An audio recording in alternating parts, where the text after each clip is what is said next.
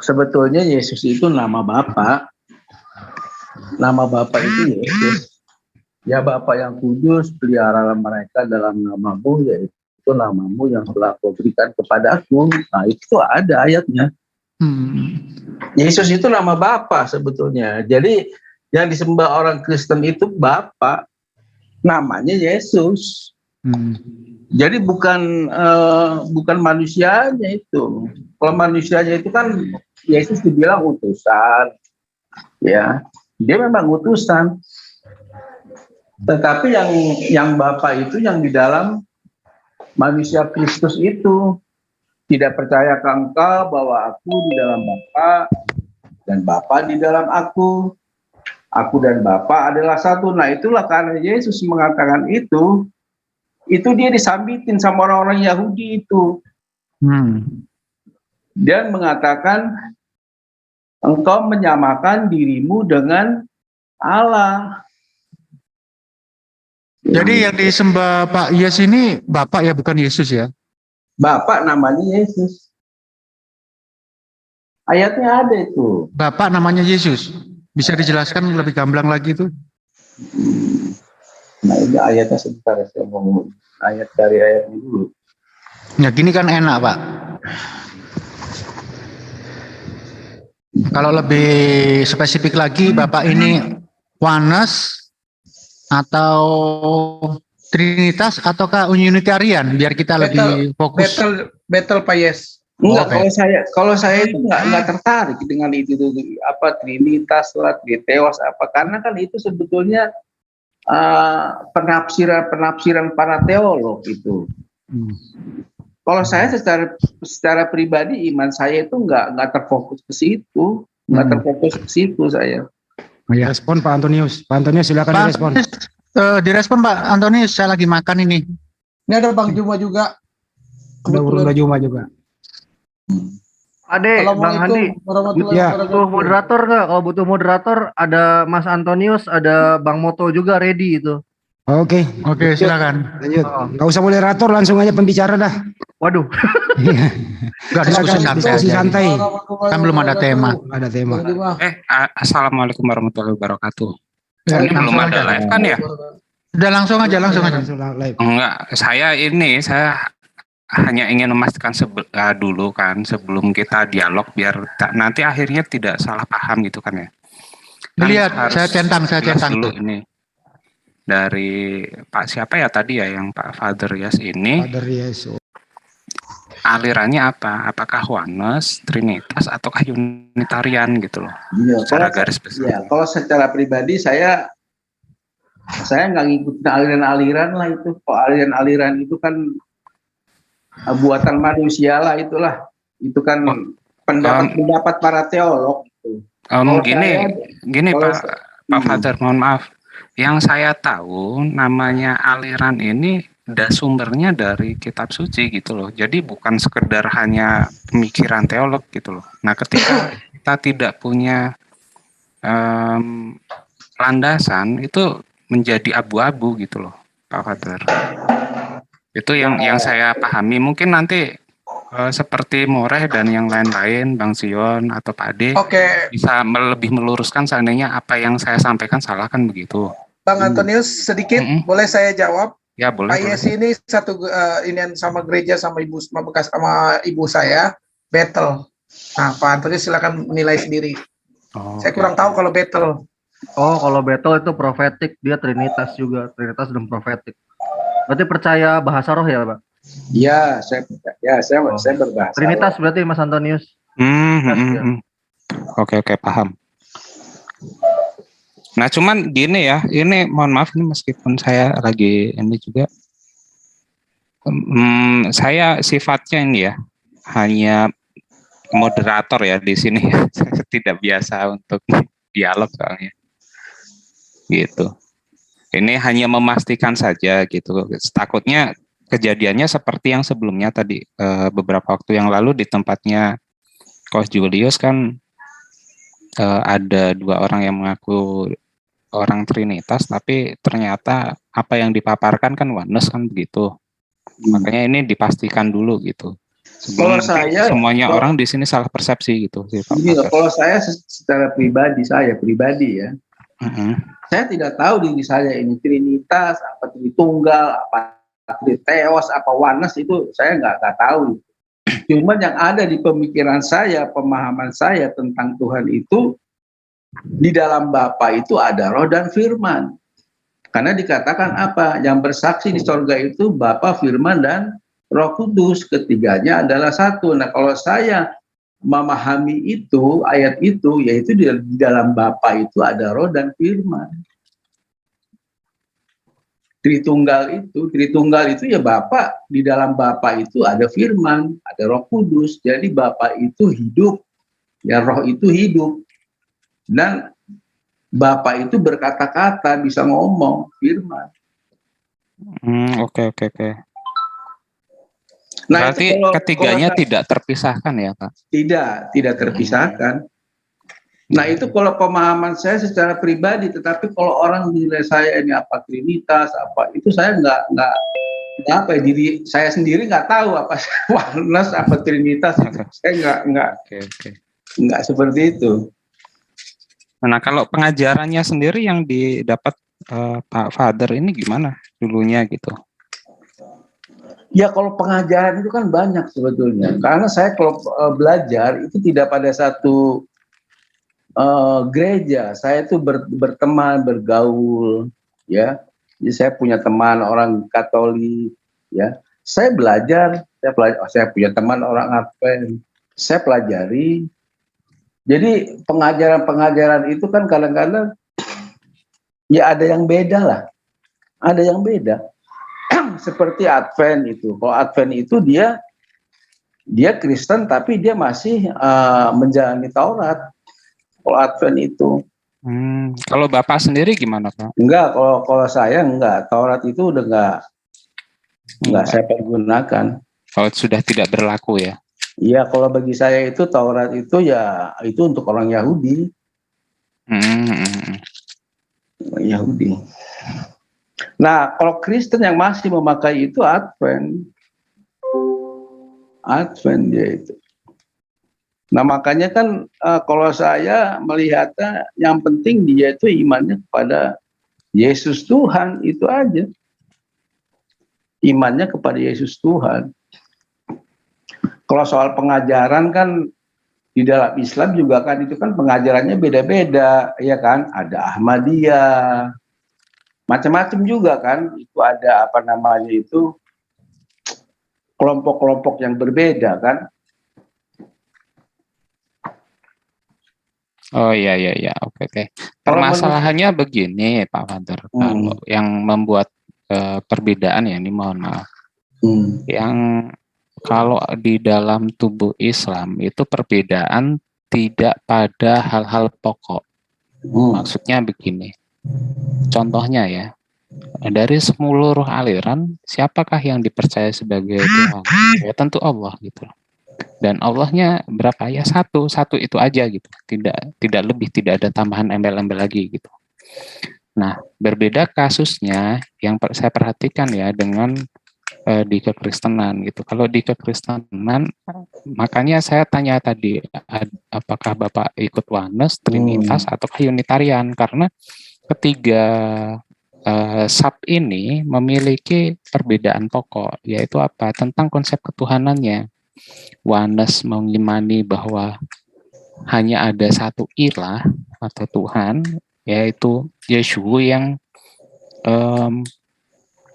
dari yang Bapa menjelma menjadi Yesus dan sekaligus sebagai Roh Kudus itu sendiri gitu. Lalu Trinitas yang mengimani tiga pribadi Tuhan dengan satu hakikat. Lalu yang terakhir Unitarian yang hanya mengimani Bapa saja gitu. Lalu ada satu lagi maaf Triteos. Yang benar-benar meyakini bahwa ada tiga Tuhan yang disembah, kan begitu. Makanya saya pastikan dulu tadi. Begitu Pak Father, mohon maaf sebelumnya ya. Enggak apa-apa, wajar. Kita kan tukar pikiran kan. Tukar pikiran. Ya kalau saya melihat dinamika itu, ya bagi saya sebetulnya itu pendapat-pendapat para teolog dalam menerjemahkan ada satu ayat itu yang bersaksi di sorga itu Bapa, Firman, dan Roh Kudus, ketiganya adalah satu. Nah, orang yang menerjemahkan ayat itu bisa berbeda antara satu dengan yang lain. Tetapi sebetulnya kalau iman Kristen itu dia percaya bahwa Yesus itu adalah Tuhan, nama Bapa gitu loh. Tuhan itu Bapa. Itu karena ayatnya ada pada Yesaya 64 ayat 8 itu dengan jelas dikatakan, tetapi sekarang ya Tuhan, Engkaulah Bapa kami. Itu di Yesaya 64 ayat 8. Tetapi sekarang ya Tuhan, Engkaulah Bapa kami. Sebetulnya para nabi juga itu memanggil Tuhannya itu Bapa. Bapa. Cuman kan banyak pendapat-pendapat lah, Yahweh, Elohim, Hasem, Adonai, dan segala macam lah gitu ya. Tetapi yang Yesus ajarkan itu Bapa. Sehingga Yesus mengajarkan doa kepada Bapa. Doa Bapa kami itu yang Tuhan, yang Yesus ajarkan. Sehingga orang Kristen itu tuh hanya memanggil Bapa. Tapi Bapa itu namanya Yesus. Bapa itu namanya Yesus. Nah, itu tertulis pada Yohanes 17 ayat 11. Peliharalah mereka dalam namamu, yaitu namamu yang telah engkau berikan kepadaku. Oh iya ya. Oh, berarti gini ya Pak, mohon maaf nih. Apa yang pernah disampaikan oleh kalau tidak salah Pak Henry Tan waktu itu kan menyatakan Pak Henry Tan begini. Tidak ada lagi istilah Bapa gitu. Yang sebenarnya ilah itu adalah Yesus itu sendiri gitu loh. Itu berarti betul ya Pak? Kalau saya nggak setuju. Karena dia nggak, dasarnya apa dia ngomong, ada ayatnya enggak gitu loh. Gitu.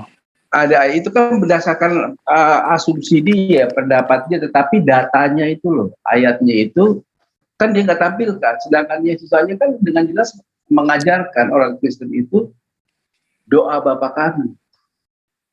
Oh iya ya. Tapi tadi sebelumnya sekitar 15 menit yang lalu Bapak sendiri mengatakan bahwa Yesus itu adalah nama lain dari Sang Bapa itu gitu loh. Artinya kan satu pribadi keduanya kan gitu. Bukan, Yesus itu nama Bapa yang diberikan kepada manusia Kristus. Oh, artinya berbeda ya Pak. Antara Yesus dengan Bapa itu sendiri beda ya. Namanya sama. Jadi maksudnya pribadinya gitu loh. Pribadinya sama lah.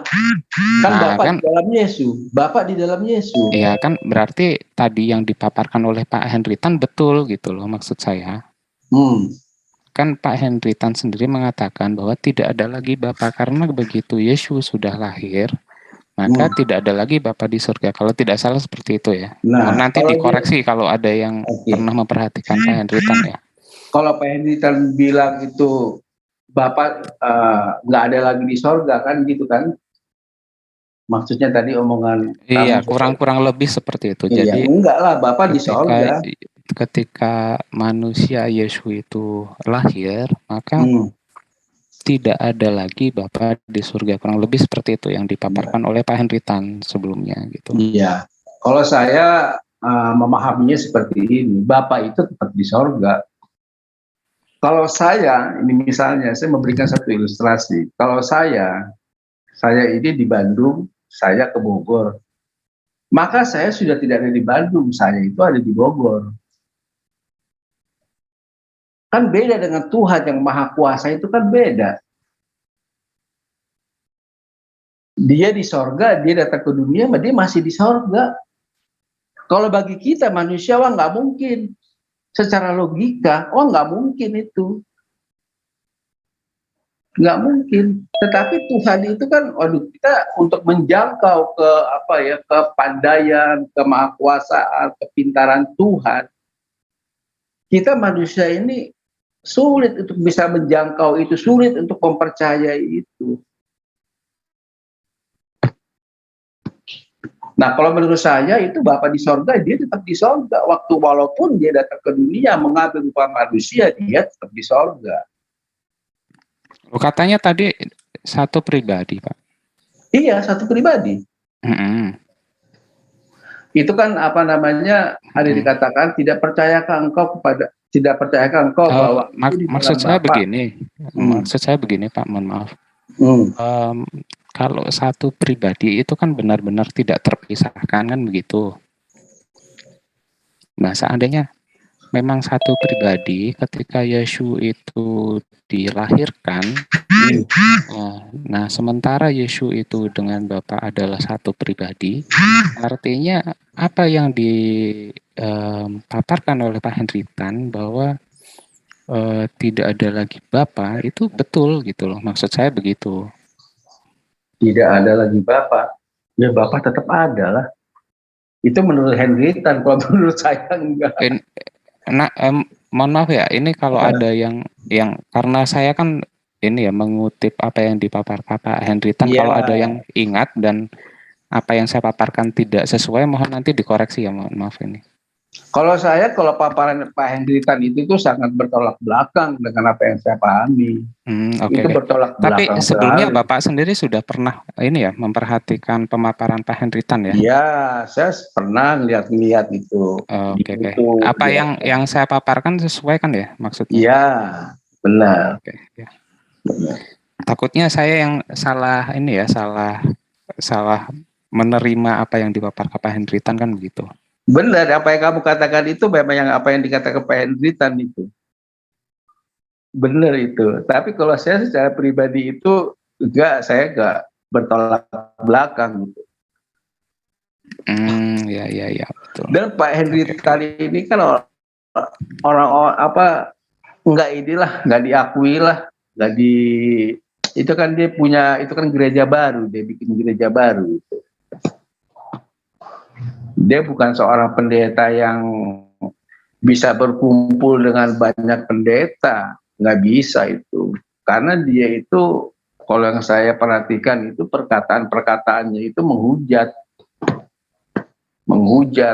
Jadi menurut dia itu apa yang ada di pikiran dia itu dialah yang benar gitu loh. Yang lain-lainnya itu semua nggak benar. Nah itu kan menurut dia pribadi. Menurut dia pribadi. Kalau Pak Father sendiri, yang menurut Pak Father sesuai yang siapa Pak? Mohon maaf. Nah kalau ini kan udah berbicara masalah apa namanya tentang Trinitas, Trinity, Triteos, Oneness ya. Kalau berbicara tentang itu, sepertinya saya bukan orang yang tertarik gitu loh untuk membahas itu, dan saya memang tidak memikirkan itu karena bagi saya nggak penting. Kalau bagi saya itu nggak penting ya, karena yang penting apa, kita percaya bahwa Yesus itu adalah Tuhan gitu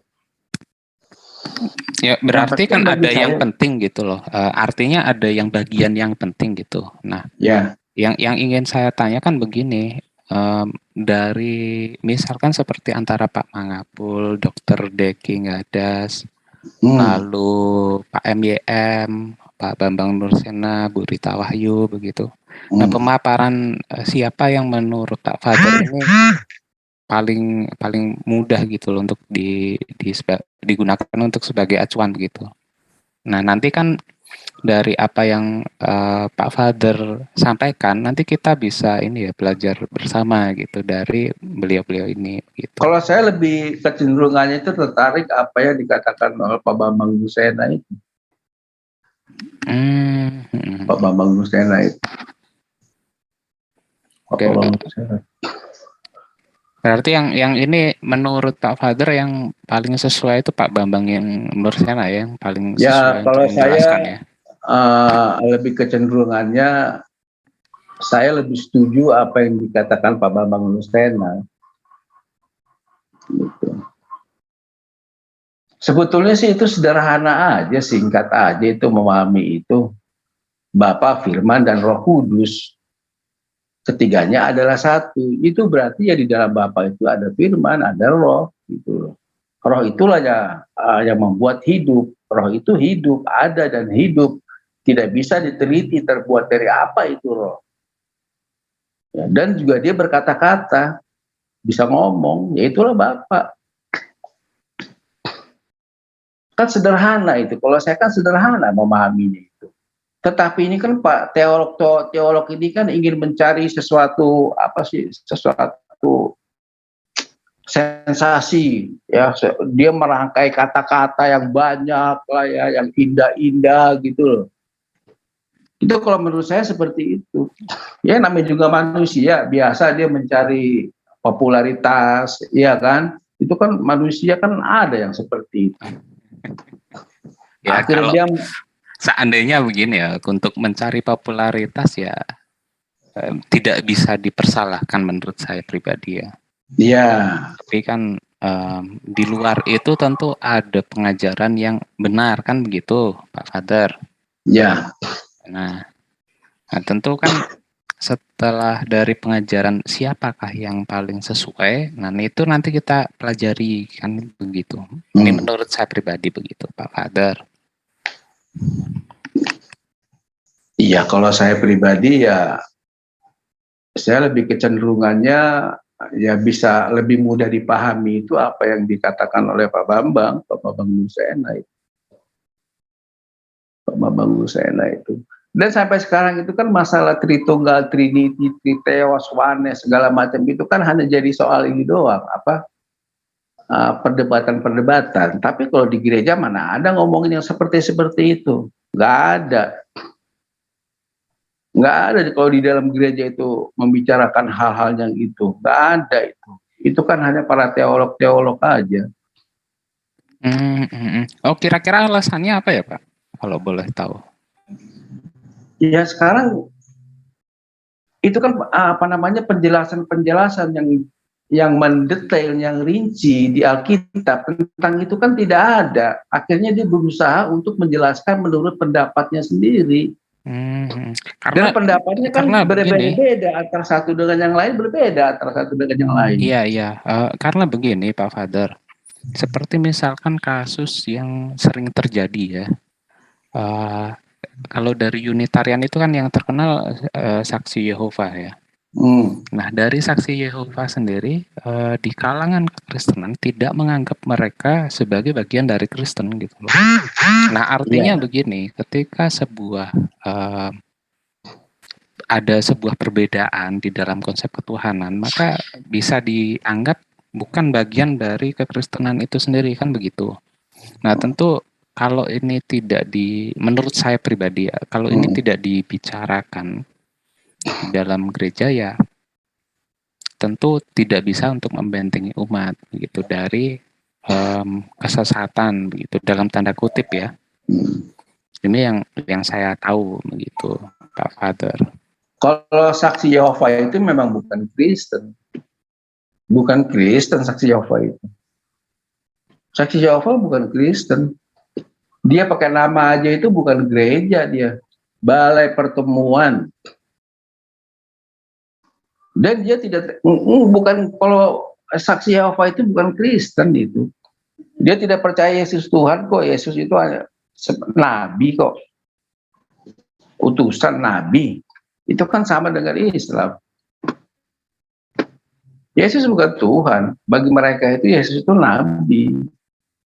Makanya kalau bagi kalangan orang Kristen, saksi Yehova itu bukan Kristen. Bukan Kristen. Cuman dia pakai Bible. Dia pakai Bible.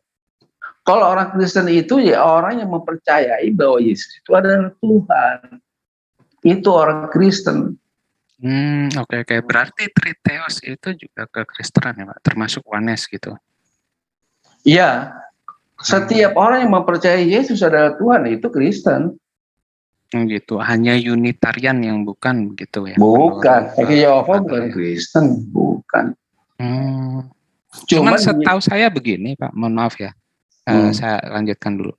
Yang saya tahu, nanti bisa dikoreksi kalau salah ya. Saksi Yehova itu ada di bawah PGI gitu loh. Nah, Oh, enggak, artinya Pak. ini Saksi Yehova nggak ada di bawah PGI, Pak. tidak di bawah PGI. Enggak diakui dia, nggak diakui Saksi Yehova itu. Oh, berarti Saksi, agama yang lain ya? Saksi Yehova itu baru loh, Pak, ada di Indonesia dan itu diizinkan semasa Gus Dur jadi presiden. Itu baru masuk ke Indonesia, dilegalkan itu. Saksi Yehova itu ada di Indonesia semenjak Gus Dur itu jadi presiden. Itu baru ada di Indonesia itu. Baru Saksi Yehova di Indonesia itu. Ya dari semenjak Gus Dur sampai sekarang ya paling sekitar berapa tahun? 20 tahunan lah kurang lebih di Indonesia itu. Oke. Oh, kalau begitu kan kita exclude gitu loh. Kita keluarkan dari diskusi ini kan gitu. Nanti yang Unitarian kan begitu. Biar gampang, biar biar tidak ada kerancuan kan begitu ya Pak Father ya. Sejarahnya Saksi Yehova di Indonesia itu diizinkan, dilegalkan menjadi satu agama itu oleh Gus Dur. Waktu itu. Itu kan semenjak reformasi waktu itu. Barulah itu Saksi Yehova itu ya memang dia penginjilan itu mendatangi orang-orang Kristen, bukan mendatangi orang Islam. Orang Kristen yang didatangi di rumah-rumah ya, orang Kristen yang didatangi. Berarti gini ya Pak Father ya. Tadi kan kalau Unitarian itu kan bukan Saksi Yehova itu bukan lagi Kristen gitu ya. Bukan. Berarti ini kalau antara Oneness, lalu Trinitas dan satu lagi Oneness, Trinitas, sorry. Artinya ketiganya ini Kristen gitu ya, yang Kristen. Sesuai gitu dan sesuai biblikal gitu ya, kalau menurut Pak Father ya. Iya, setiap orang yang mengakui Yesus adalah Tuhan itu Kristen. Apapun pendapat dia tentang pemahaman tentang Bapa, Firman dan Roh Kudus itu ya mungkin pendapatnya bisa berbeda, tetapi ujungnya itu dia percaya bahwa Yesus itu adalah Tuhan. Nah, itu Kristen.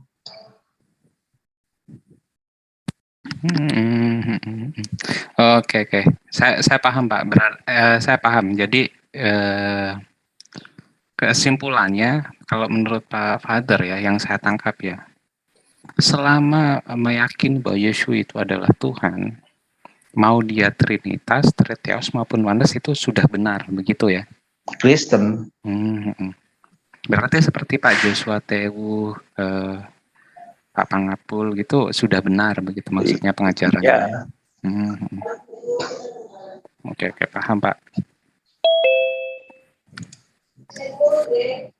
Ini ada yang lain yang ingin discuss dengan Pak Father tidak ya? Ada itu Bang Juma. Boleh. Soalnya ini saya mau makan dulu, belum makan saya. Siap Bang Tulis. Bang Juma. Siap. Bang.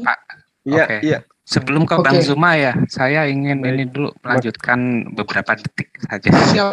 Pak Father ini terima kasih atas dialognya ini ya. Menarik sih sebenarnya ya. Cuman mohon maaf ini saya mau makan siang dulu. Bisa dilanjutkan dengan Bang Zuma begitu karena Bang Zumanya kan sudah datang gitu ya. Terima kasih ya Pak Father ya. Ya, sama-sama. Tuhan berkati. Selamat siang. Silakan Bang Zuma, waktunya saya kembalikan. Terima kasih. Assalamualaikum. Waalaikumsalam Pak Ustadz Juba. Saya Riko. Oh Riko. Apa kabar Riko? Kabar baik, alhamdulillah. Puji ya, Bang. Tuhan. Silakan Bang. Bagaimana?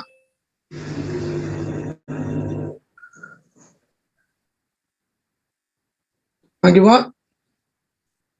Siap. Suara saya kedengaran? Kedengaran. Tadi YouTube-nya nggak kedengaran tuh suaranya. Insya Allah. Baik, boleh saya mulai ya, Bang. Oke. Siapa namanya? Pak Yes. Pak Yes. Oke, Pak Yes. Terkait dengan konsep yang saya dengarkan dari paparan Bapak tentang nama pencipta langit dan bumi itu Yesus.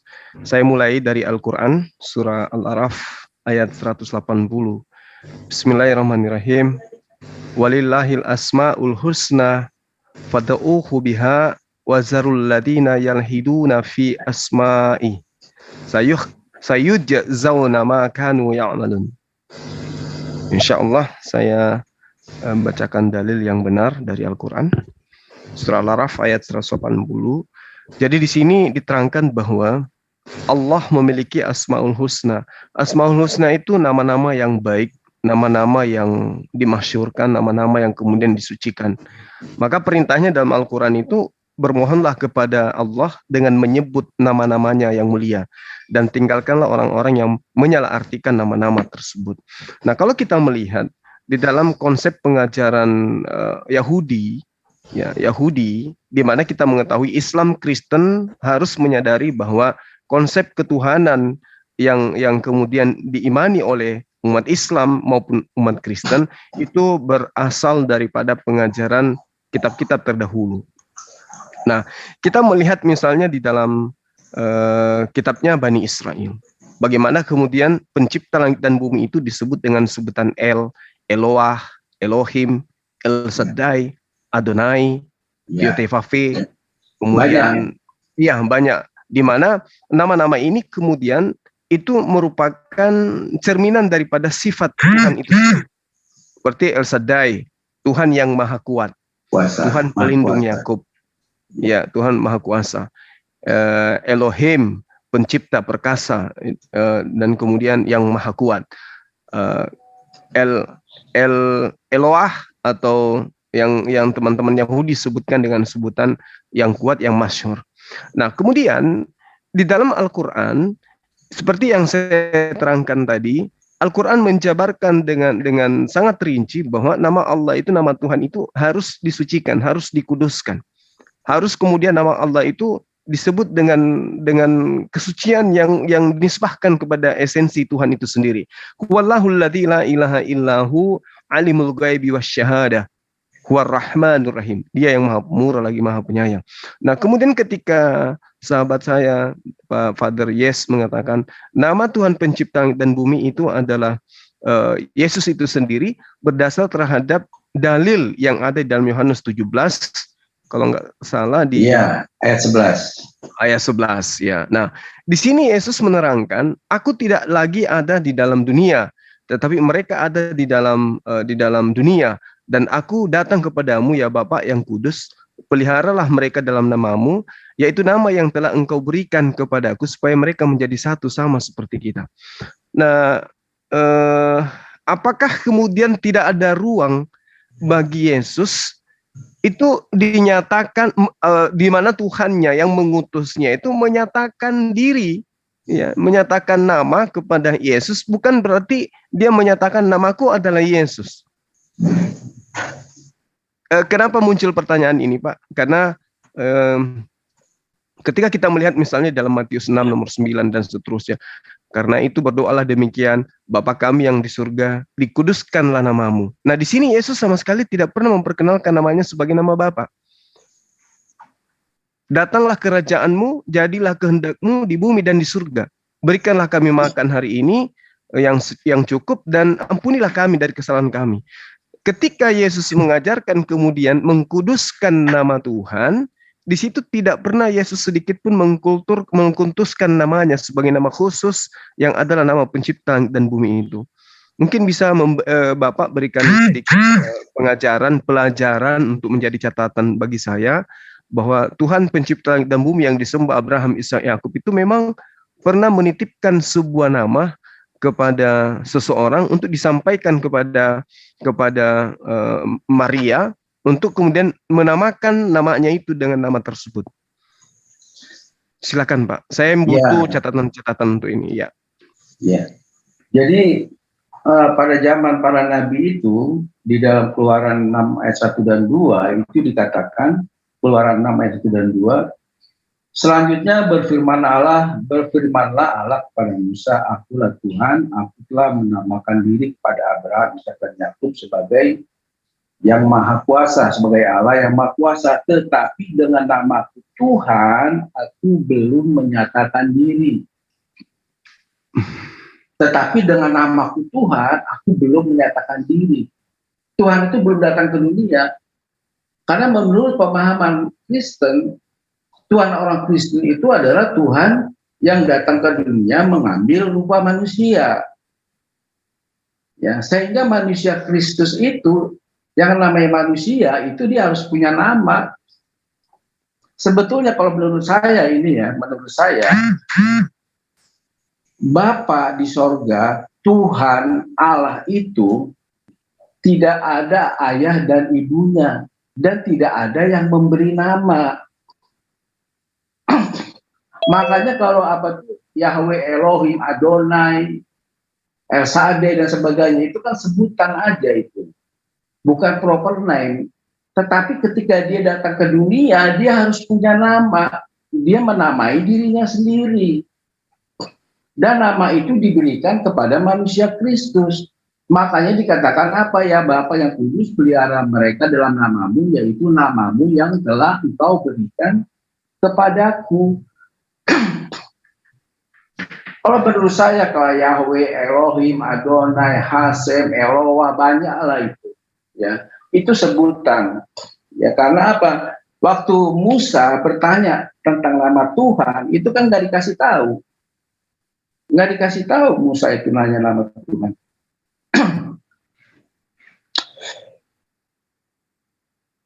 Iya, boleh saya tanggapi sedikit, Pak? Cuman yang dikatakan apa? Selanjutnya di Keluaran 3 ayat 14 dan 15, berfirmanlah Allah kepada Musa, aku adalah aku, lagi firman-Nya, beginilah kau katakan kepada orang Israel itu, akulah aku, telah mengutus Musa maksudnya. Selanjutnya berfirman Allah kepada Musa, beginilah kau katakan kepada orang Israel, Tuhan Allah nenek moyangmu, Allah Abraham, Allah Ishak, Allah Yakub telah mengutus aku kepadamu, itulah namaku untuk selama-lamanya, dan itulah sebutan. Dan itulah sebutan, sebutan nama. Tuhan yang disembah oleh Abraham, Tuhan yang disembah oleh Ishak, Tuhan yang disembah oleh Yakub, itu kan banyak namanya. Itu kan tadi yang kayak tadi Pak Ustadz bilang itu kan ada Elohim, ada Yahweh, ada Adonai, ada Hasem. Nah itu kalau bagi saya itu bukan proper name-nya Tuhan. Tuhan itu tidak ada namanya sebetulnya. Siapa yang memberi nama Tuhan? Siapa yang memberi nama Tuhan? Nah ketika dia datang ke dunia ya dia harus punya nama. Itulah dia menamakan dirinya sendiri. Namanya itu diberikan kepada manusia Kristus itu. Karena manusia Kristus ya harus punya nama. Nah itu menurut saya Pak Ustadz. Ya silakan. Baik, makasih Bapak yang saya hormati ya. Sangat menarik apa yang Bapak uraikan, menjadi catatan penting buat saya. Tapi kalau kita melihat Pak, saya bukannya menolak dengan argumentasi Bapak. Kalau kita melihat kemudian apa yang tertuang di dalam Matius 1 ya Pak ya, nomor 23. Di situ jelas dikatakan bahwa sesungguhnya anak darah itu akan mengandung dan melahirkan seorang laki-laki, dan mereka akan menamakan dia Immanuel. Yes. Immanuel Pak, bukan Yesus. Oke. Ya, oke. Sedikit saya tambahkan argumen saya. Jadi ketika dikatakan Immanuel dan itu bukan Yesus, lalu kemudian bagaimana teman-teman Kristen memahami bahwa yang dimaksud Immanuel di situ adalah Yesus? Itu disebabkan karena penulis kitab Matius itu mengambil Septuaginta untuk kemudian menjadikan Yesus, Immanuel itu menjadi Yesus itu sendiri. Padahal kalau kita melihat lebih jauh secara histori Pak, contoh misalnya di dalam Yesaya 7 nomor 14, itu ditujukan bukan kepada Yesus, bukan kepada anak Maria Pak, tapi ditujukan kepada siapa? Kepada Yehezkiel. Nah, ini berdasar terhadap histori. Jadi permasalahannya kemudian adalah Immanuel itu bukan Yesus. Orang-orang Yahudi memaknai tanah Ibrani mereka dengan memahami Emmanuel itu adalah untuk peruntukan kepada seorang yang dinubuatkan di dalam kitab mereka, yaitu bercerita tentang Raja Hizkiyahu. Nah, ini yang ingin saya katakan kepada Bapak. Jadi kalau dikatakan nama yang diberikan Bapak kepada Yesus itu adalah Yesus, sementara yang diterangkan kemudian dalam Matius 1 nomor 23 itu adalah jiplakan daripada Yesaya 7 nomor 14. Itu gitu Pak. Itu yang saya katakan karena kenapa? Di situ terterahnya menggunakan bahasa Septuaginta. Dikatakan kalaseis to onoma auto Emmanuel. Emmanuel ini adalah penamaan dari bahasa Septuaginta yang merujuk kepada Raja Hizkia. Kenapa larinya ke anak Maria gitu loh Pak? Mungkin Bapak ada sedikit keterangan biar saya catat untuk jadi bekal saya ke depan. Silakan. Ya, kalau dari pemahaman saya Immanuel itu kan, nah tadi dari awal sudah saya katakan ya, Bapa itu tidak ada namanya. Tetapi dengan namaku Tuhan, aku belum menyatakan diri. Ketika Yakub, ya ketika dia bergumul dengan Tuhan itu, dan Yakub dirubah namanya menjadi Israel, itu pun dia bertanya, siapakah namamu? Mengapa engkau menanyakan namaku? Itu tidak diberitahu. Dan Immanuel itu memang Tuhan itu belum memberitahu namanya. Belum memberitahu namanya karena dikatakan apa? Aku belum menyatakan diri.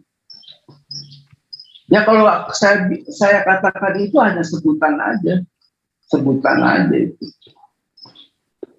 Jadi namanya dia itu memang dia belum menyatakan diri. Jadi namanya itu belum diberitahu. Begitupun Yakub nanya, siapakah namamu? Mengapa engkau menanyakan namaku? Itu nggak diberitahu. Ya. Itu ada tertulis pada Kejadian 32 ya, Kejadian 32 ayat 28 dan 29. Lalu kata orang itu, namamu tidak akan disebut lagi Yakub, tetapi Israel, sebab engkau telah bergumul melawan Allah dan manusia dan engkau menang. Bertanyalah Yakub, katakanlah juga namamu. Tetapi sahutnya, mengapa engkau menanyakan namaku? Tidak dikasih tahu itu. Ya karena memang gak ada namanya, belum ada namanya. Siapa yang ngasih nama? Kalau saya lahir itu diberi nama oleh orang tua saya, kan seperti itu. Dan Tuhan juga mengatakan tetapi tentang namaku, aku belum menyatakan diri. Ketika dia menyatakan diri datang ke dunia mengambil rupa manusia, manusia Kristus itu harus punya nama. Harus punya nama. Pada saat itulah Bapa itu menamakan dirinya sendiri. Yakub bertanya nama Tuhan, nggak dikasih tahu. Musa bertanya nama Tuhan, tidak juga dikasih tahu. Nggak dikasih tahu. Ya, karena ayatnya juga ada yang menjelaskan, tetapi dengan namaku Tuhan, aku belum menyatakan diri. Jadi kalau Immanuel itu bukan nama Tuhan. Bukan nama Tuhan itu. Dan memang tidak diberitahu, belum diberitahu. Karena Tuhan itu belum menyatakan diri, belum datang ke dunia. Ya, kira-kira seperti itu Pak Ustadz. Pendapat saya. Baik, Pak Father Yes, terima kasih untuk menambah catatan saya ya. Jadi gini Pak, ketika Bapak mengatakan bahwa saya menyatakan diri kepada Abraham, Ishak, Yakub, namun tentang namaku, aku belum menyatakan kepada mereka. Ya itu dipahami kemudian oleh saya secara pribadi bahwa memang Tuhan itu ketika dikatakan dalam kitabnya teman-teman Israel, teman-teman Yahudi, bahwa jika nanti suatu wilayah di mana namaku ditegakkan di sana, diagungkan di sana terlalu jauh dari tempatmu, maka sembelilah hewanmu dari tempatmu dan nikmati sesuka hati. Itu ada dalil yang kemudian menyatakan bahwa nama Tuhan itu nanti ditegakkan ketika Tuhan menunjuk sebuah wilayah. Nah, kemudian terkait dengan tema kita, di dalam Matius 1 nomor 23 yang saya uraikan tadi, Di situ jelas dikatakan bahwa malaikat datang menginformasikan bahwa nama anak Maria ini nantinya adalah Yesus, Immanuel. Jadi dari mana dasar pijakan Matius mengatakan itu? Ternyata Matius ini mengambil dari Yesaya 7 yang saya maksud. Yesaya 7 nomor 14 kalau saya nggak salah ingat. Nah, kemudian ketika terjadi hal di mana Maria sang perawan ini melahirkan seorang anak, bukan Immanuel yang diambil, yang digunakan untuk digunakan kepada bayi yang dilahirkan Maria, tetapi Yesus. Artinya bahwa ketika penulis Matius mengambil apa yang tertuang di dalam kitabnya Bani Israel dalam bentuk Septuaginta, itu merujuk kepada Yesaya 7 nomor 14. Nah, sekarang mari kita kembali kepada sejarah. Kita kembali kepada sejarah supaya keterangan-keterangan itu kemudian terurai dengan baik dan benar. Bahwa Yesus itu memang adalah Tuhan yang menyertai kita. Atau yang saya pahami secara pribadi bahwa penulis kitab Matius menginginkan penamatan bahwa Yesus itu adalah Tuhan dengan mengambil data di dalam kitabnya Bani Israel. Kenapa? Karena Immanuel itu artinya Tuhan menyertai kita. Nah, kalau saya analisa lebih jauh, Pak, keterangan yang ditorehkan oleh penulis Matius di bab 1 nomor 23 itu haruslah kemudian nama anak Maria itu Immanuel, bukan Yesus. Karena mustahil kemudian ketika penutur-penutur Aramaik atau Ibrani atau bahasa Abrahamaik dengan ketelitian dan dengan keseriusan mereka, dengan kehati-hatian mereka tidak menyebut nama Tuhan dengan nama sembarangan. Kok tiba-tiba muncul konsep menggantikan nama Tuhan mereka dengan nama orang Yunani? Ini masalah besar, Pak. Ini masalah besar. Nah, kemudian yang ingin saya katakan bahwa menurut catatan-catatan saya yang pernah belajar juga dengan beberapa pendeta sebelum Bapak, Immanuel itu adalah nama seorang raja yang sudah pernah terjadi pada masa lampau. Seibarat dengan nama Yesaya, Yehezkiel, Nehemia, Yeremia, Zakaria, Samuel, Mikael, Yosia, dan seterusnya. Itu semua memiliki nama, arti, yang mana arti ini dikembalikan kepada sifat Tuhan itu sendiri. Seperti Tuhan menyertai kita, Immanuel. Itu hanya penamaan. Yesaya, keselamatan, Tuhan menyelamatkan. Atau Yehezkiel, Tuhan yang maha kuat. Nehemia, Tuhan maha penghibur. Yeremia, Tuhan telah maha petunjuk. Tuhan yang maha memberi petunjuk dan seterusnya. Artinya gini, kalau Bapak yang saya hormati mengatakan nama Tuhan itu adalah Yesus, maka adalah hal yang menggelikan. Kemudian ketika Tuhan tidak boleh disebutkan dengan sebutan Yahweh, tapi hanya dengan menggunakan Adonai dan seterusnya, lalu kemudian berubah fungsi menjadi bahasa Yunani, itu loh Pak. Ini yang mengherankan dan menggelikan buat saya. Karena itu sekali lagi saya masih punya lembaran kosong dan setitik tinta untuk mencatat. Mohon Bapak jelaskan kepada saya dari aspek mana kemudian Tuhan yang tadinya disucikan, dimasmurkan namanya, kemudian bisa berubah menjadi nama seorang bayi Yunani. Silakan Bapak. Oke, jadi apa Yesaya 7 ayat 14 itu kan tentang tentang Immanuel itu ya. Nah, betul Pak, betul. Di zaman Yesaya itu kan, di zaman Nabi Yesaya itu kan Allah itu belum menyatakan diri, ya. Jadi Allah itu belum memberitahukan namanya. Ya. Ketika Yakub tadi bertanya juga nggak dikasih tahu namanya, Musa juga bertanya nggak dikasih tahu namanya. Jadi Immanuel itu bukan nama. Ya kalau namanya Yeshua HaMashiach, kalau bahasa Ibrani-nya, ya kalau orang Yunani memanggilnya Yesus, ya itu nggak jadi masalah kalau bagi kita orang Kristen itu. Kayak saya juga dalam doa-doa saya, ya saya juga memperkatakan Yeshua HaMashiach, Yesus Kristus. Ya. Saya menyebut Yeshua HaMashiach juga, Yesus Kristus juga. Ya, bagaimana kondisi pikiran saya mau menyebut apa gitu. Kalau bagi orang Kristen itu nggak jadi satu problem masalah itu juga. Ya, kita mau menyebut Yeshua HaMashiach, kita mau menyebut Yesus Kristus juga itu nggak jadi masalah. Karena yang kita imani itu kita tahu siapa yang kita sebut itu, tokohnya itu siapa.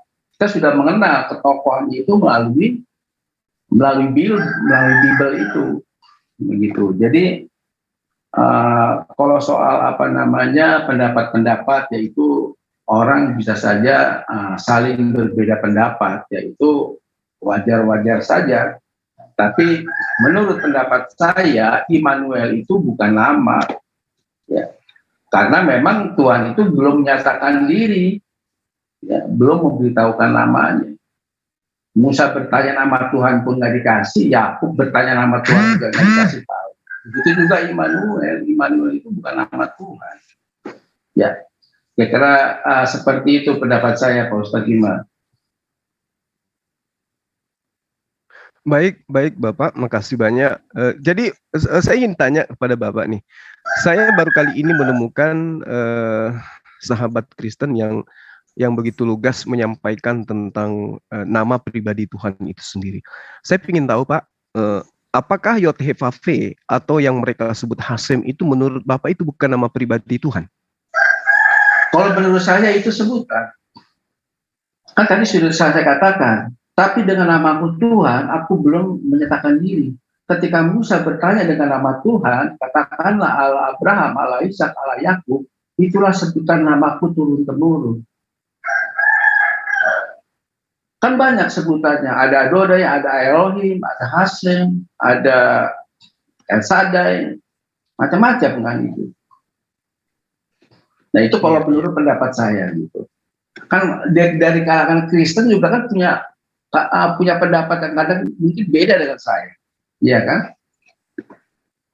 Nah, makanya kalau kita berbeda pendapat, ya itu sah-sah saja gitu. Karena kita kan mempunyai pemikiran-pemikiran yang juga ya bisa berbeda. Ya kan seperti itu Pak Ustadz Gima. Terima kasih Bang. Sekali lagi saya katakan bahwa ketika Abang mengatakan bahwa Yod-Heh-Vav-He atau Hasem itu bukan nama tapi gelar.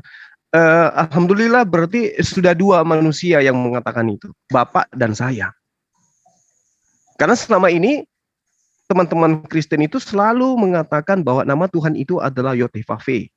Kalau saya sama seperti Abang, saya katakan itu gelar. Sebagaimana di Al-Quran itu hanya penamaan, itu adalah gelar yang diberikan kepada Allah sebagai sifat. Seperti misalnya Allahu la ilaha illa huwal hayyul qayyum, yang maha hidup, ya, yang maha hidup lagi menghidupkan. Itu gelar. Nah, jadi ketika dikatakan bahwa itu gelar kemudian nama pribadinya adalah Yesus, maka kita kembali kepada histori yang diambil kemudian di dalam Yesaya 7 nomor 14, kemudian sahabat saya mengatakan itu juga adalah gelar. Nama daripada Tuhan pencipta langit dan bumi itu adalah Yesus. Lalu kemudian Abang mengatakan Yeshua HaMashiach. Nah, kalau kita lari kepada Yeshua HaMashiach, maka kita akan ditabrakkan dengan konsep Mesias. Ya, Mesias. Nah, di situ kalau ditabrakkan dengan jadi kalau kita ditabrakkan dengan konsep Mesias, maka semakin jauh rupanya Yesus itu adalah Tuhan, karena Mesias itu adalah manusia yang diurapi. Lalu adalah hal yang mustahil kalau yang pencipta langit dan bumi itu adalah manusia yang diurapin, kan gitu, Pak. Nah, itulah makanya saya katakan ketika saya mempertanggungjawabkan kemudian pernyataan saya bahwa penulis Matius 1 nomor 23 hanya menjiplak dari Septuaginta Yesaya 7 nomor 14. Kenapa saya mengatakan begitu? Karena kalau kita melihat bagaimana secara histori terjadi perang Syria ya antara Israel dengan sekutu-sekutu yang ada pada masa itu melawan Yehuda, maka kita akan disajikan dari kitab Yesaya itu sendiri bagaimana kemudian seorang raja dalam zaman Ahaz bin Yotam itu diceritakan kemudian bahwa tentang Immanuel itu membahas tentang janji Allah kepada mereka, kepada orang-orang yang saya maksud tadi. Bagaimana kemudian Ahaz bin Yotam ini itu menerima janji dari Allah untuk diberikan seorang anak yang bernama Immanuel ini menjadi pahlawan bagi mereka. Nah, ini kalau kita lihat secara detail. Oleh karena itulah kemudian akan terputus hubungan antara Yesaya yang Immanuel, Allah yang perkasa, dengan penamaan malaikat kepada Maria yang kemudian disebut Immanuel dengan Yesus itu sendiri akan terputus itu, Bang. Itu makanya saya bingung bagaimana kemudian penamaan Allah yang penamaan Tuhan yang begitu suci kemudian berubah menjadi bahasa Yunani. Kalau kemudian sahabat mengatakan, oh bisa Ibranikan. Nah, kalau diibranikan justru parah karena Yesus itu dikatakan manusia yang diurapi. Sementara pencipta langit dan bumi mustahil manusia. Saya kira begitu, sahabat saya. Silakan. Iya, yang diurapi itu kan yang diberi kuasa. Ya. Segala kuasa di langit dan di bumi itu telah diberikan kepada Yesus. Gitu. Diberi kuasa. Yesus itu manusia, dia utusan. Ya. Tetapi manusia itulah yang dipergunakan oleh Bapa. Ya, Bapa ada di dalam diri Yesus. Ya. Tidak percaya engkau bahwa aku di dalam Bapa dan Bapa dalam aku. Aku dan Bapa adalah satu. Ketika Yesus mengatakan aku dan Bapa adalah satu, itu orang-orang Yahudi itu melempari Yesus dengan batu. Engkau yang hanya manusia menyamakan dirimu dengan Allah. Sebetulnya itu perkataan Yesus bahwa secara tidak langsung bahwa dirinya itu Allah. Jadi kalau Mesias itu orang yang diurapi, ya memang diurapi, manusia Kristus itu diurapi, diberi kuasa. Segala kuasa di langit dan di bumi telah diberikan kepadaku. Oleh sebab itu pergilah, jadikanlah semua bangsa muridku. Gitu Bang Juma. Jadi kalau tentang Immanuel itu ya tadi saya sudah katakan itu ya Allah itu belum menyatakan dirinya, ya belum memberitahukan namanya, ya. Jadi soal Immanuel itu perkataan Tuhan yang tidak memberitahukan namanya. Kalau bisa dibilang itu ya gelar sebutan itu Immanuel, gelar atau sebutan. Ya kira-kira seperti itu, Bang Juban.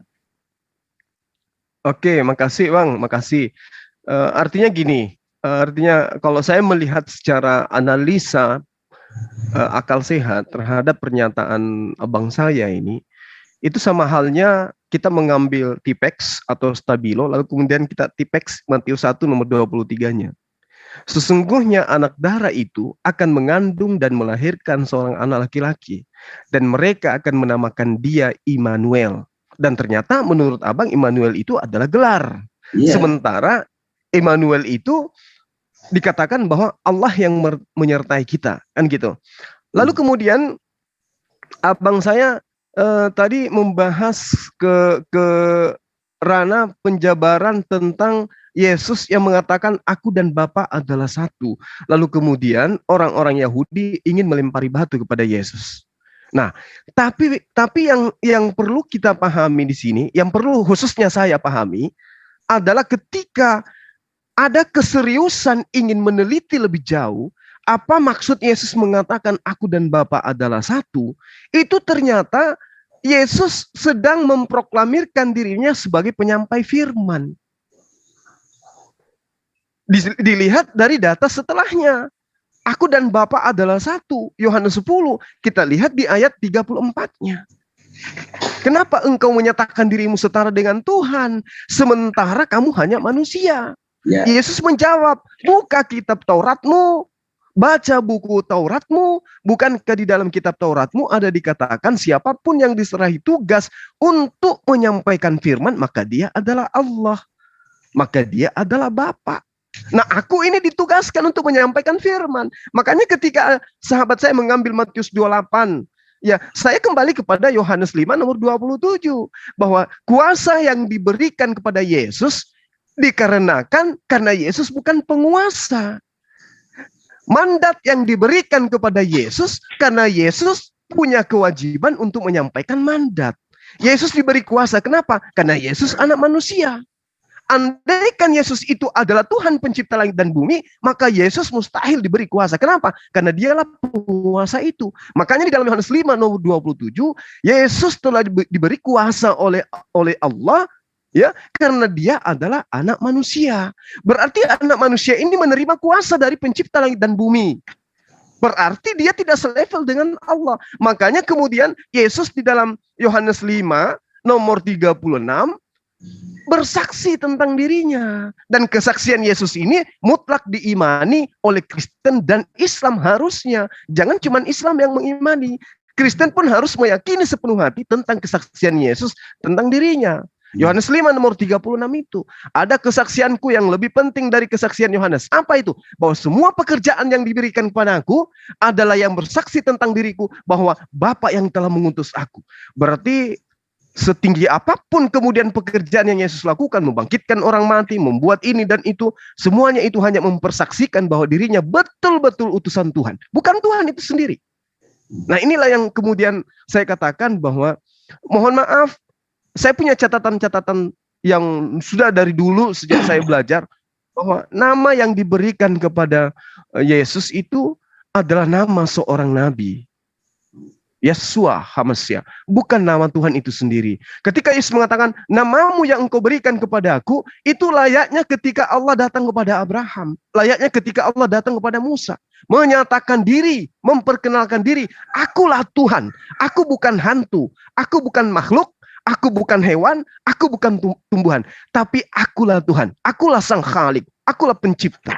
Akulah pemilik segala-galanya. Itulah aku, itulah Tuhan, aku.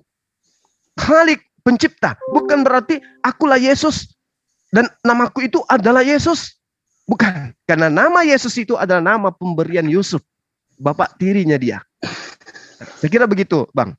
Makasih. Ya, kalau nama Yesus itu nama yang disampaikan oleh malaikat pada Yusuf untuk diberi nama Yesus, kan itu seperti kisahnya. Ya, tetapi saya ingin membacakan pada Yohanes 4 ayat 9, Yohanes 14 ayat 19, Yohanes 14 ayat 9. Ya, Yohanes 14 ayat 9. Barang siapa telah melihat aku, ia telah melihat Bapa. Barang siapa telah melihat aku, ia telah melihat Bapa. Jadi yang Bapa itu adalah yang di dalam manusia Kristus itu, gitu loh. Bukan manusia Kristus itu. Kalau secara kasat mata kita itu melihat itu manusia di depan murid-murid waktu itu ya, tetapi Yesus mengatakan apa?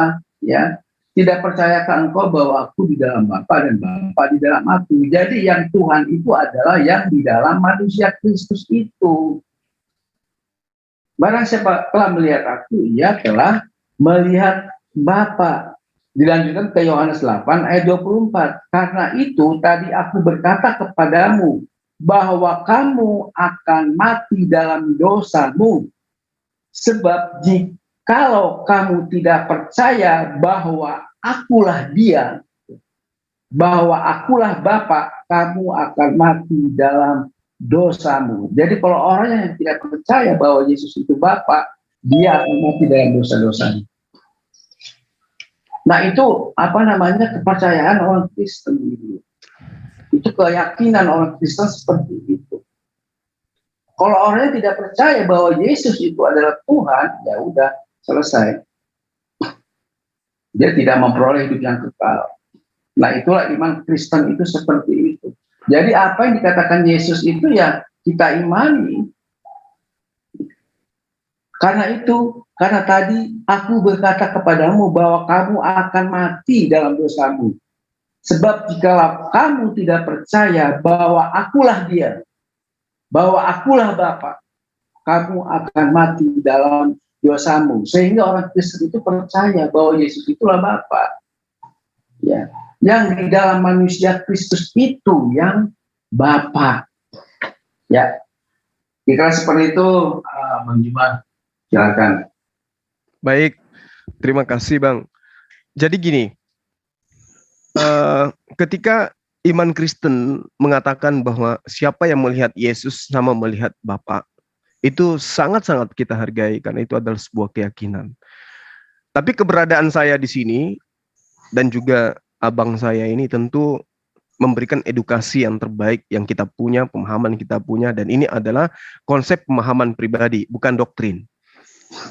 Nah, ketika abang saya mengatakan siapa yang melihat aku sama dengan melihat Bapa, Berarti siapa yang menampar aku sama menampar Bapa. Siapa yang membunuh aku sama membunuh Bapa. Itu secara analisa sederhananya begitu. Siapa yang meludahi, yang menyeret, yang membunuh aku sama dengan membunuh Bapa. Tapi apakah poinnya sebagai orang yang beragama kita diarahkan untuk berpikir dengan akal budi sampai ke sana? Tidak. Mengapa saya mengatakan demikian? Karena ketika Yesus ditanyai tentang Bapa, dia mengatakan bahwa tidak ada yang pernah mendengarkan suaranya, tidak ada yang pernah melihat wajahnya. Berarti melihat Yesus adalah melihat sesuai dengan kesaksian Yesus. Jangan menilai itu pernyataan Yesus dengan doktrin. Yesus dilihat dengan aspek wujudnya, kemudian aspek pekerjaannya. Apa pekerjaan Yesus? Yohanes 5 nomor 36. Kesaksianku lebih penting. Apa itu? Pekerjaan yang aku lakukan yang bersaksi tentang aku. Berarti aku dikatakan, Yesus mengatakan siapa yang melihat aku sama melihat Bapa, itu maksudnya siapa yang melihat pekerjaanku itu sama melihat Bapa. Karena pekerjaan yang aku lakukan bukan berdasarkan keinginanku sendiri, tetapi karena aku melihat Bapa melakukan itu, maka aku melakukan itu. Artinya Bapa yang menginstruksikan kepada aku untuk melakukan pekerjaan itu, maka aku lakukan. Sehingga dia mengatakan, aku tidak dapat berbuat apa-apa dari diriku sendiri. Apa iya akal sehat kita akan mengatakan, kok ada Tuhan yang tidak bisa berbuat apa-apa dari dirinya sendiri? Oh tidak, itu jasadnya. Tapi kalau kita meneliti lebih jauh dengan menggunakan bahasa Indonesia, kata aku di situ merujuk kepada apapun yang ada pada diri Yesus yang menjadi hakikatnya dia. Aku tidak dapat berbuat apa-apa dari diriku sendiri. Artinya unsur jasmaninya tidak bisa berbuat apa-apa, unsur rohaninya pun tidak bisa berbuat apa-apa tanpa ada instruksi dan bimbingan dari yang mengutus beliau. Jadi kalau dikatakan Yesus itu adalah Bapa itu sendiri, karena Yesus mengatakan siapa yang melihat aku maka sama dia melihat Bapa. Ketika saya hadir di situ, pada saat Yesus di situ ada, dia mengatakan tidak ada yang tahu hari kiamat kecuali hanya Bapa saja.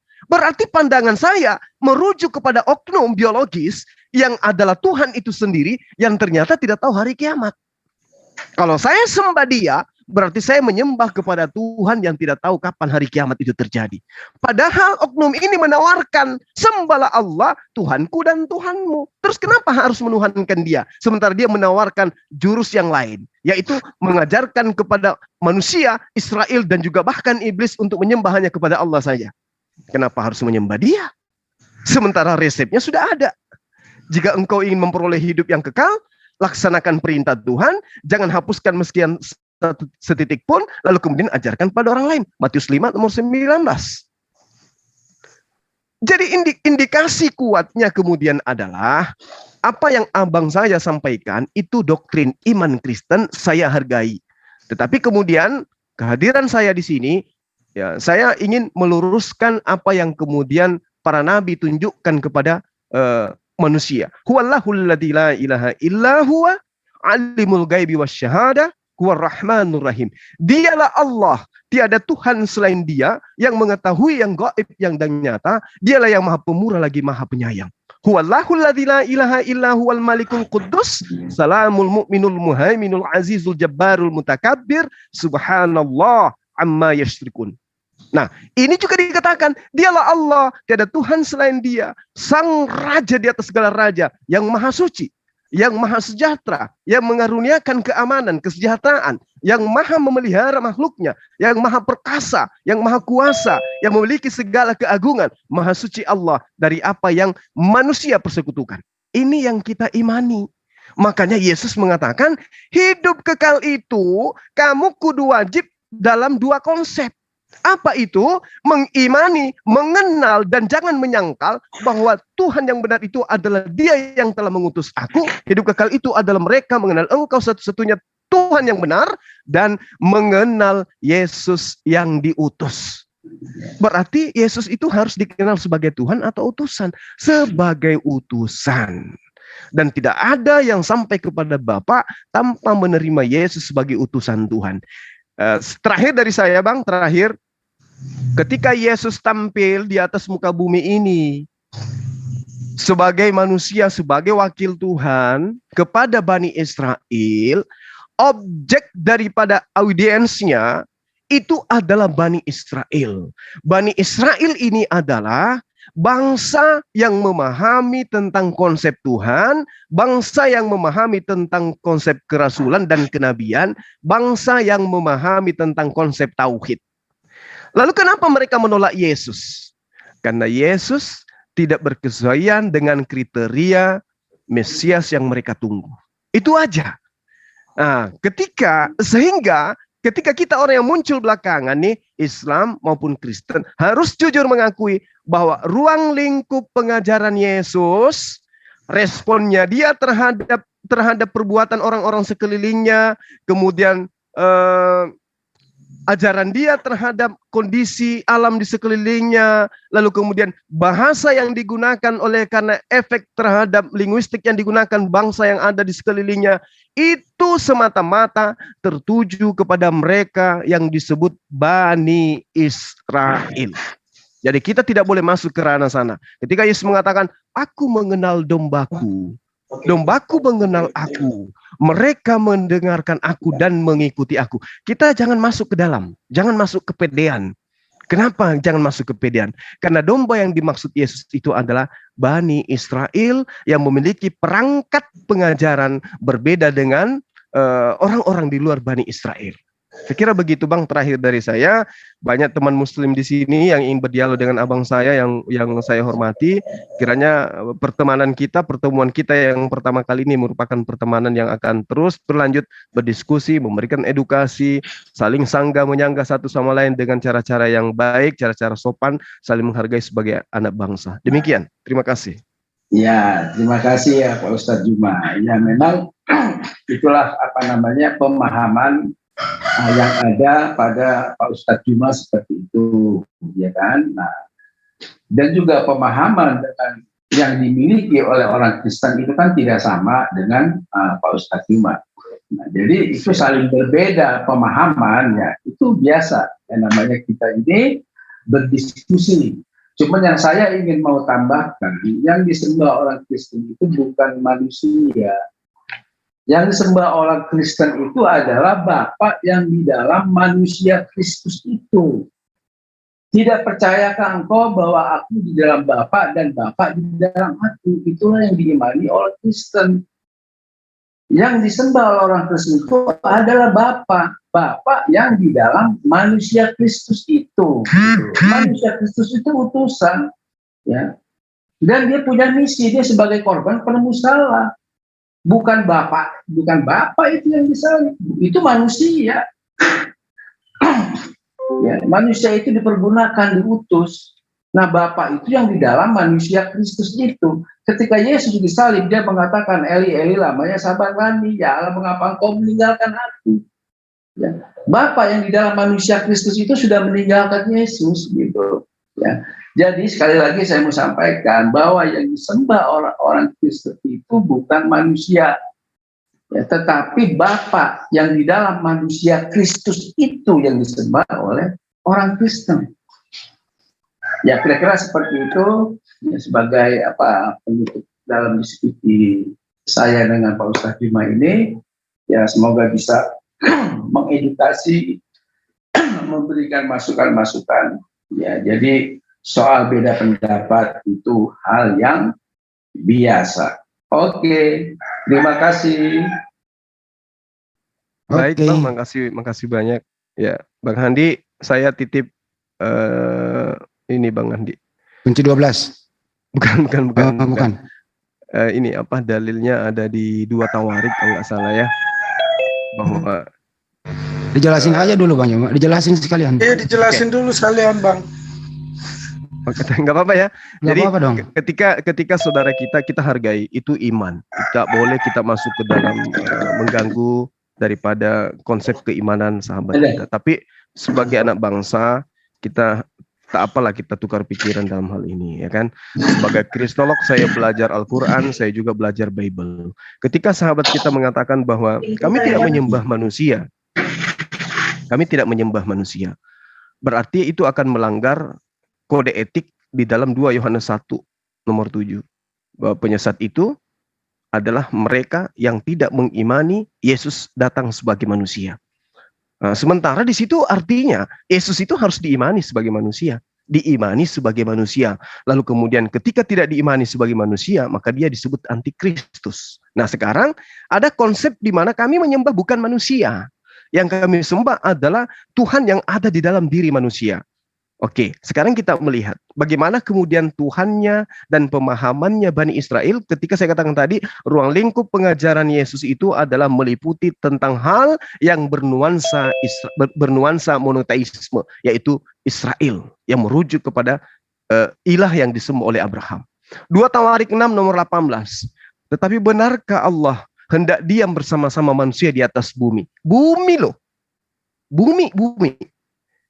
Sesungguhnya langit, bahkan langit yang mengatasi segala langit pun tidak dapat memuat engkau, apalagi jasad manusia. Bumi, apalagi jasad. Ini dalil 2 Tawarik 6 nomor 18. Tetapi benarkah Allah hendak diam bersama dengan manusia di atas bumi? Sesungguhnya langit, bahkan langit yang mengatasi segala langit pun tidak dapat memuat engkau, apalagi jasad yang hanya lahir di kandang domba. Apakah jasadnya muat terhadap kebesaran Allah? Sementara di data-data yang ada di dalam kitabnya Bani Israel, Allah itu maha besar, Allah itu maha tinggi, kok bisa masuk ke dalam jasad manusia lagi? Sementara dalilnya dikatakan, jangankan bumi, bahkan langit yang menaungi langit pun tidak dapat memuat engkau, apalagi rumah yang kudirikan ini, apalagi bait suci yang kudirikan ini, apalagi Betel yang kudirikan ini, Baitullah yang kubangun ini. Sedangkan langit, apalagi Baitullah, lebih-lebih lagi seenggok bayi Yahudi. Mana mungkin memuat Allah? Oleh karena itulah kemudian keseharian Yesus selalu mengadahkan tangan ke langit. Selalu berdoa ke langit. Kenapa? Karena di dalam dirinya itu tidak ada zat Allah, tidak ada esensi Allah, tidak ada esensi Tuhan yang ada. Tapi sebagai ciptaan, betul, pada diri setiap ciptaan itu ada kemudian kekuasaan Allah. Nah, kalau dikatakan bahwa pada diri Allah, pada diri Yesus ada Allah, coba kita lihat.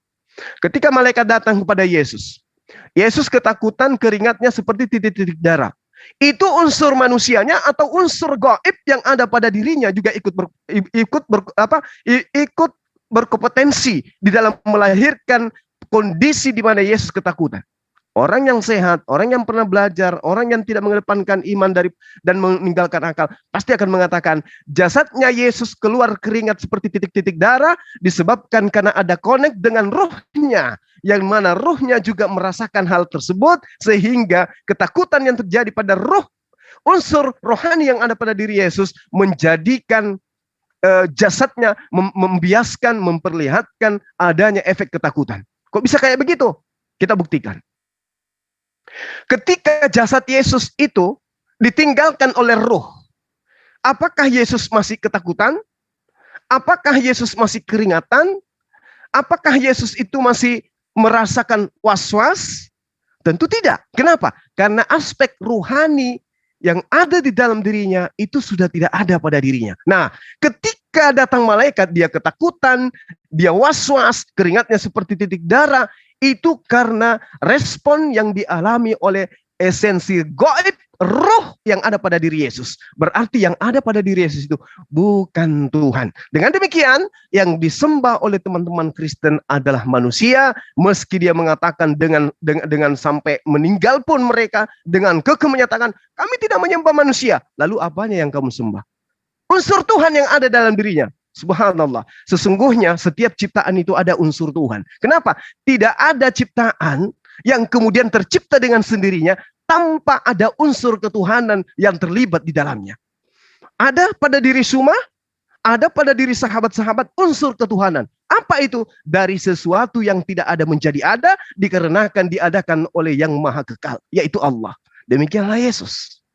Jadi kalau ada mengatakan, kami tidak menyembah sisi kemanusiaannya, tapi kami menyembah sisi ketuhanannya yang ada pada dirinya. Sama dengan Hindu, sama dengan Buddha. Wahai teman-teman, kenapa engkau mengkultuskan seekor sapi? Oh, tunggu dulu Bang Suma. Bukan sapinya yang kami kultuskan, yang kami kuduskan. Bukan sapinya, tetapi dewa yang ada di dalam diri sapi tersebut. Na'udzubillah thumma na'udzubillah. Jadi antara hal yang saya ceritakan terakhir dengan konsep yang dijajakan oleh sahabat kita itu sama dengan sama. Saya kira begitu para sahabat. Sekali lagi saya minta maaf. Niat dan tujuan kita hanya berdiskusi, berdialog, bukan untuk menjatuhkan satu sama lain. Sekarang kita kembalikan kepada akal kita masing-masing. Diciptakan dalam bentuk fi aksani takwin, dalam bentuk sempurna untuk memikirkan sebagaimana nasihat Yesus, kasihi Allahmu dengan segenap akal budimu. Demikian, salam satu Tuhan. Oke, makasih Pak Jemaat. Pak Yes, masih ada yang mau ditanggapi Pak Yes? Pak Yes? Pak Yes lagi ke mute itu. Pak Yes, buka mic Pak Yes. Skarol. Ya. Ya, jadi ada Pak Yes dulu. Silakan Pak Yes. Oh, monggo Pak Yes. Ya, jadi ketika Yesus berdoa mencucurkan darah itu, Yesus itu bukan takut sama malaikat, itu, ya. Tapi dia takut itu dia melihat akan ada yang ditimpakan kepada dirinya. Dosa-dosa manusia itu ditimpakan kepada dirinya. Itu kan peristiwa ketika dia mau ditangkap. Ya. Jadi tadi dikatakan oleh Pak Ustadz Jumba itu Allah itu maha besar. Ya, kalau datang ke bumi itu bagaimana bisa menampung kemahabesaran Tuhan yang maha besar itu. Ya. Tuhan itu maha besar memang. Tetapi bukan berarti dia tidak bisa jadi kecil. Ya. Tuhan itu maha besar, tapi bukan berarti dia tidak bisa jadi kecil.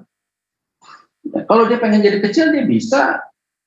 Karena Tuhan itu maha kuasa, maha cerdas, maha pandai, maha segalanya. Ya. Nah, jadi sebagai statement saya yang terakhir itu bahwa yang disembah oleh orang Kristen itu bukan manusia, tetapi Bapa yang di dalam diri manusia Kristus itulah yang Tuhan. Ya. Kalau manusia Kristus itu hanyalah utusan sebagai korban penebus salah. Nah, itulah iman orang Kristen itu. Ya, Kristus Yesus itu adalah manusia yang dikorbankan untuk penebus dosa. Sedangkan yang Tuhan itu adalah yang di dalam manusia Kristus itu tidak percayakan kau bahwa aku di dalam Bapa dan Bapa di dalam aku. Aku dan Bapa adalah satu. Barang siapa melihat aku, melihat Bapa. Ya, kira-kira seperti itu ya. Sudah selesai. Satu ron Pak Yes. Ya, satu ronde udah selesai. Sama saya bentar. Gini Pak, kalau ada yang maha besar, terus dia menjadi kecil, ya maha besarnya hilang Pak Yes. Kan itu logika yang sangat sederhana. Terus kedua, kita kan tahu Pak, kuburan Yesus kan kosong tuh. Ya, sebagaimana Maria Magdalena mengatakan mayat Tuhanku hilang. Terus kemudian Markus 16:19 terangkatlah dia ke surga duduk di sebelah kanan. Sebelum dia terangkat kan dia memperlihatkan dirinya berbentuk manusia makan ikan goreng dan seterusnya. Artinya adalah bahwa fisik Yesus memang ini ya, jasadnya menurut Anda ini, fisiknya itu jasadnya di kuburan di dunia ini nggak ada. Artinya dia terangkat hidup-hidup kan gitu Pak. Yeah. Nah sekarang kalau menghindari menyembah manusia Yesus ini gitu, artinya Pak ada fisik tuh di atas sana gitu loh. Nah yang disembah kan Yesus, artinya ada fisik yang disembah Pak, nggak bisa disembunyikan ini gitu. Yeah. Sebagaimana tertulis di Bible gitu. Bagaimana kira-kira bisa bagaimana kira-kira bisa menghindari ini Pak? Bagaimana bisa menghindari bahwa Yesus itu sekarang ada fisiknya di surga, duduk di sebelah kanan. Kira-kira bisa Bapak jelaskan? Ya itu kan Yesus itu kan diubah menjadi tubuh kemuliaan. Ya, udah bukan fisik seperti dia di bumi ini, dia sudah diubah menjadi tubuh kemuliaan. Dan memang dasarnya manusia fisik itu adalah firman. Firman yang keluar dari Bapa itu kembali kepada Bapa. Aku keluar dan datang dari Bapa. Itu ada ayatnya. Aku keluar dan datang dari Bapa. Sebetulnya itu merujuk kepada firman. Ya, Yesus itu adalah firman. Dia itu manusia firman. Sebetulnya itulah iman orang Kristen itu. Yesus itu adalah firman yang menjadi manusia.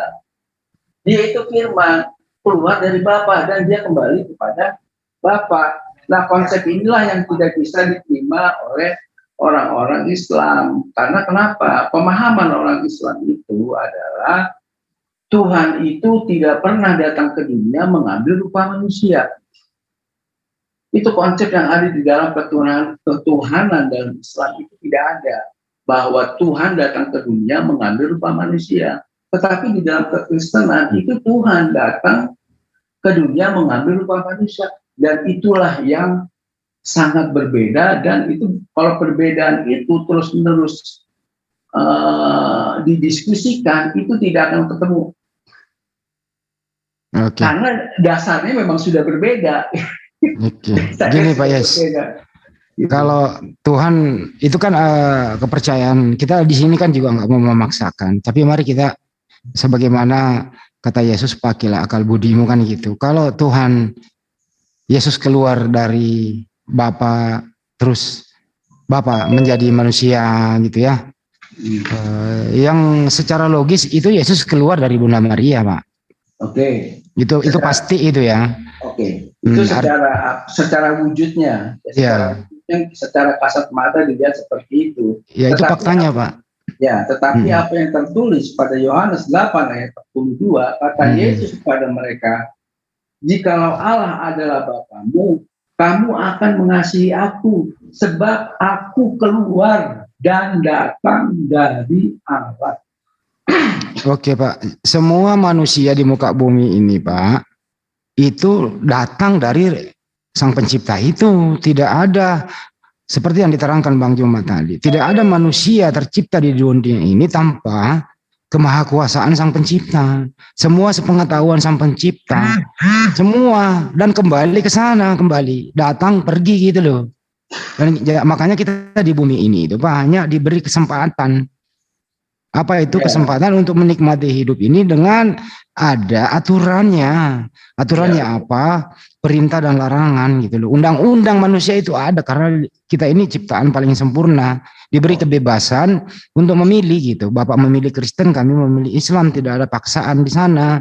Tapi mari kita diskusi memakai akal yang dianjurkan oleh Yesus, bukan dengan imani saja. Padahal fakta terjadi bahwa Yesus itu keluar dari Bunda Maria atas izin Sang Pencipta ini. Bunda Maria hamil tanpa seorang ayah biologis. Ini masuk akal banget Pak gitu loh. Masuk akal banget. Itu kan yang berbeda kan dari yang lain-lainnya kan. Iya. Kristus Yesus itu tidak ada bapa biologisnya. Iya, saya tadi mengatakan begitu, tidak ada bapa biologis Pak. Nah, karena memang yang berkehendak ini Sang Pencipta gitu loh. Bukan kehendak Yesus. Kehendak Bapa itu. Iya, kehendak Bapa, bukan kehendak Yesus. Bukan. Jadi Yesus ini terkehendak oleh Bapa. Iya. Akhirnya hamil Bunda Maria, lahir Yesus. Ya problemnya manusia Yesus ini, kenapa mesti harus disetarakan? Kenapa mesti harus ada unsur keilahian dalam dirinya? Ya karena dia sendiri yang mengatakannya. Barang siapa melihat aku, melihat Bapa. Tidak percayakah engkau bahwa aku di dalam Bapa dan Bapa di dalam aku? Ya. Barang siapa melihat aku, melihat Bapa. Kan itu yang dikatakan Yesus. Ya kalau ini bahasa diikuti secara sederhana, ini tergantung persepsi orang Pak. Maksudnya Yesus, kalau kamu melihat aku, kamu melihat Bapa, artinya ajaran yang dari dalam diriku ini itu ajaran dari Bapa. Makanya ikutilah aku sebagaimana yang sering diterangkan oleh Yesus. Aku hanya diutus kepada domba yang hilang di Israel begitu. Bukan benar-benar melihat Yesus adalah melihat Bapa. Bapa kan nggak ada fisiknya Pak. Artinya apa sih yang dilihat di sini? Tidak ada yang bisa dilihat Pak kecuali ajarannya yang dibawa itu. Bermakna bahwa ikuti ini gitu loh. Kalau Anda mau mengatakan dilihat kasat mata, berarti Bapak punya fisik juga seperti Yesus. Kan gitu Pak. Makanya dikatakan kalau engkau melihat aku, engkau melihat Bapa, karena Bapa itu ada di dalam manusia Kristus itu. Kalau itu pemahaman orang Kristen gitu. Iya ya. Kalau pemahamannya ada beneran Bapak di dalam dirinya, alangkah nistanya Pak. Mohon maaf karena apa? Tidak mungkin juga Bapak ikut terkandung dalam Bunda Maria.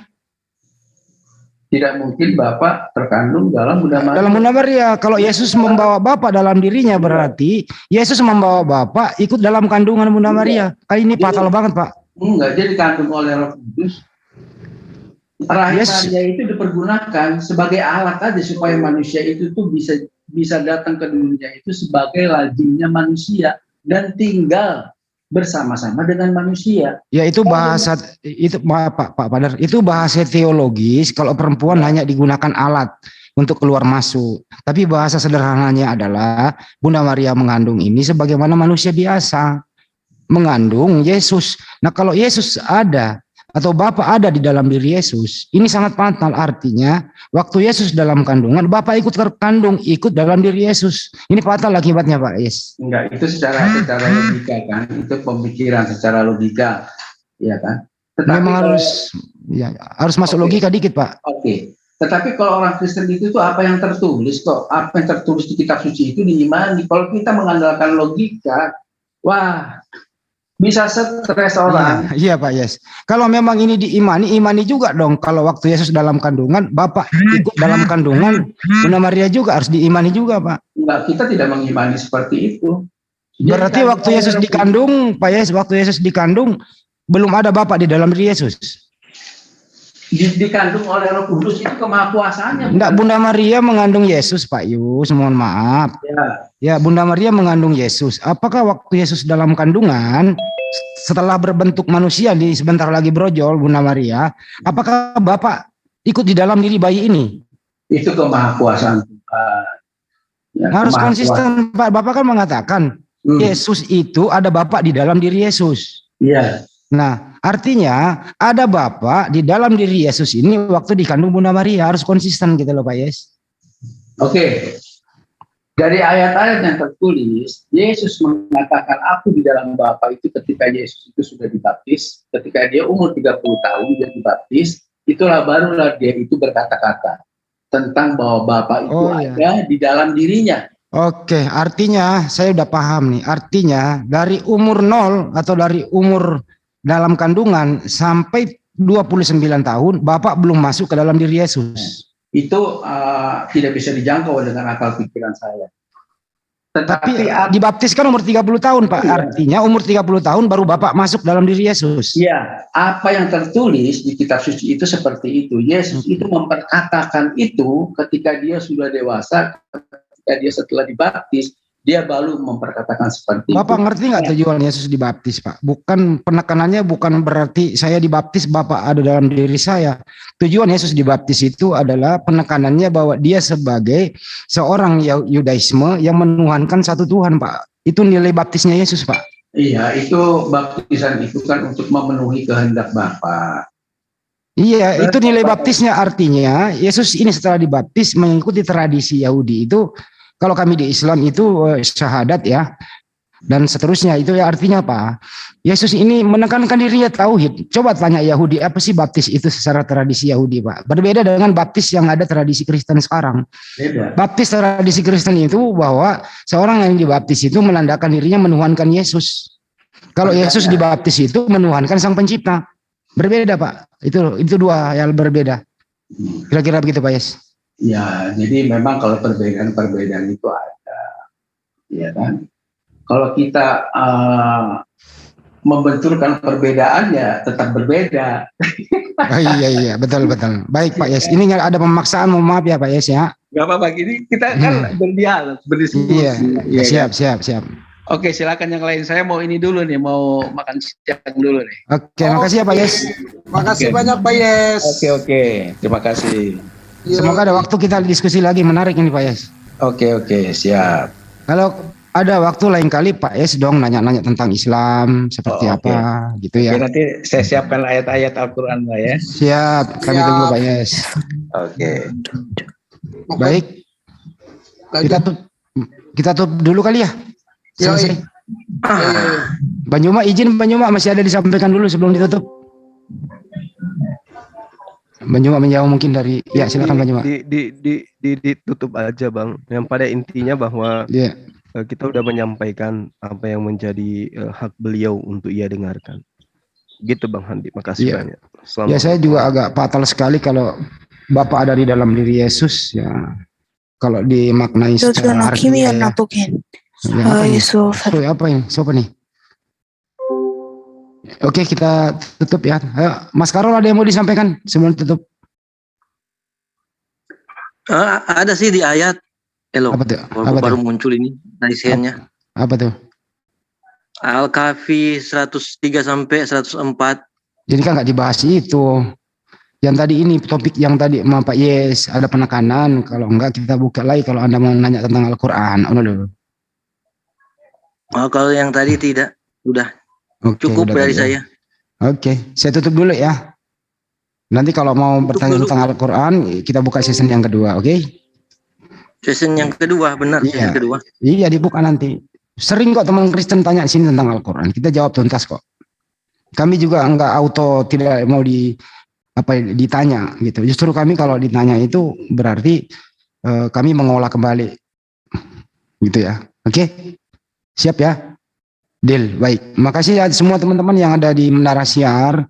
Terima kasih telah mengikuti diskusi ini mulai tadi dari Bang Antonius dari LRI Lentera Riani Institute, kemudian disambung dengan Banyuma dan saya sedikit terakhir memberi bumbu-bumbu agar tidak ngantuk.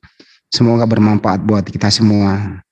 Terutama untuk Pak Padres, terima kasih berkunjung ke JCC, tetap intens berhubungan dengan adik kita Cion. Dan jangan lupa tetap mendukung channel-channel kesayangan Anda, ada Julfikar Official, ada Julkifli Emabas, Hanis Lebes Channel, Jion Junior Channel, Pejuang Toy Debat Channel, Salam Akal Sehat, Yan JCC, Denova Channel, Viral Indonesia. Siapa lagi yang perlu saya? Ronald JCC, Bengkel Religi Channel saya kok nggak ada yang kunjungin, itu channel Hanis Lebes juga. Bengkel Religi Channel open 24 jam menerima pasien apapun keluhannya. Terima kasih. Iman Yakin Channel juga. Terima kasih ya teman atas atensinya semua. Selamat makan siang, selamat beristirahat. Ketemu lagi nanti diskusi yang lebih menarik tentu dengan topik yang berbeda dan narasumber yang berbeda. Terima kasih. Sampai jumpa lagi. Wabillahi taufiq wal hidayah. Assalamualaikum warahmatullahi wabarakatuh. See you again. Waalaikumsalam.